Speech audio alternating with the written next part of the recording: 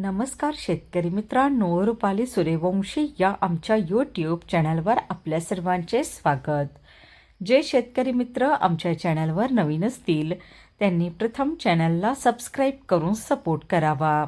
आज आपण कृषी उत्पन्न बाजार समिती सटाणा येथील कांदा बाजारभाव पाहणार आहोत. सटाणा येथे उन्हाळी कांद्याची आवक 10,990 क्विंटलची झाली होती. उन्हाळी कांद्याला भाव मिळाला आहे. किमान दर 400 रुपये, कमाल दर 2,495 रुपये, सर्वसाधारण दर 1,920 रुपये असे होते सटाणा येथील प्रति क्विंटलमधील कांदा बाजारभाव झाली होती.